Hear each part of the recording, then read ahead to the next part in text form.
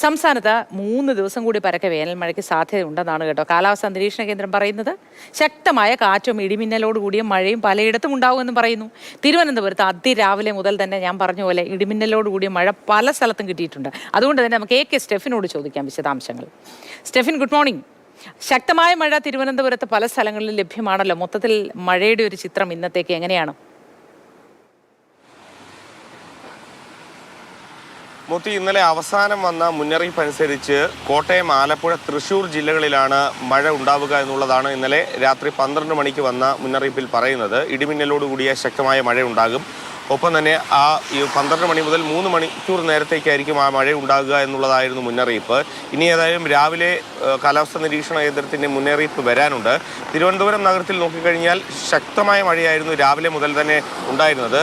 അല്പം മുമ്പ് ഏതാണ്ട് ഒരു അരമണിക്കൂറായി മഴയ്ക്ക് നേരിയ തോതിലുള്ളൊരു കുറവ് അനുഭവപ്പെടുന്നുണ്ട്. പക്ഷേ എങ്കിലും തോർന്നു എന്ന് പറയാൻ കഴിയില്ല. ഇപ്പോഴും മേഘാവൃതമാണ് മാനം.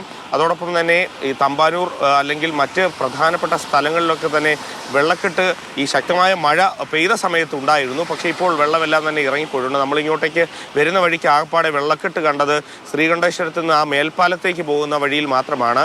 മറ്റ് സ്ഥലങ്ങളിലൊന്നും കാര്യമായ പ്രശ്നങ്ങളൊന്നും തന്നെ ഇല്ല. ഞാനിപ്പോൾ ഈ നിൽക്കുന്ന സ്റ്റാച്ചു ഭാഗത്തുൾപ്പെടെ കാര്യമായ പ്രശ്നങ്ങളില്ല. ഇവിടെ ഓടയൊക്കെ അടഞ്ഞ് ചില ഭാഗങ്ങളിൽ വെള്ളക്കെട്ട് രൂപപ്പെട്ടിരുന്നു. പക്ഷേ അത് ശുചീകരണ തൊഴിലാളികൾ, നഗരസഭയുടെ ശുചീകരണ പ്രവർത്തകർ വന്ന് അതെല്ലാം തന്നെ ക്ലിയർ ചെയ്ത് മാറ്റിയിട്ടുണ്ട്. കാര്യമായ പ്രശ്നങ്ങൾ ഏതായാലും മഴയിൽ തിരുവനന്തപുരത്ത് എങ്ങും ഇല്ല എന്നുള്ളതാണ്. പക്ഷേ 40 കിലോമീറ്റർ വേഗതയിൽ കാറ്റിന് സാധ്യതയുണ്ട്. അതുകൊണ്ട് തന്നെ ഒടിഞ്ഞ് വീഴാറായ മരങ്ങൾ, അതൊക്കെ തന്നെ അത്തരത്തിലുള്ള ജാഗ്രത വേണമെന്നുള്ളതാണ് കാലാവസ്ഥാ നിരീക്ഷണ കേന്ദ്രം നൽകുന്ന പ്രധാനപ്പെട്ട മുന്നറിയിപ്പ്. ഇനി ഏതായാലും അടുത്ത മുന്നറിയിപ്പ് അല്പസമയത്തിനകം തന്നെ വരും. അതിലെ കൂടുതൽ വിവരങ്ങളൊക്കെ തന്നെ നമുക്ക് അറിയാൻ കഴിയുകയുള്ളൂ.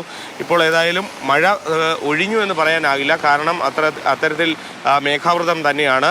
മഴയ്ക്ക് സാധ്യത ഇപ്പോഴും നമ്മൾ മുന്നിൽ കാണുന്നു. പക്ഷേ കാര്യമായ പ്രശ്നങ്ങൾ എങ്ങും തന്നെ തിരുവനന്തപുരം നഗരത്തിൽ ഇല്ല. ശരി സ്റ്റെഫൻ.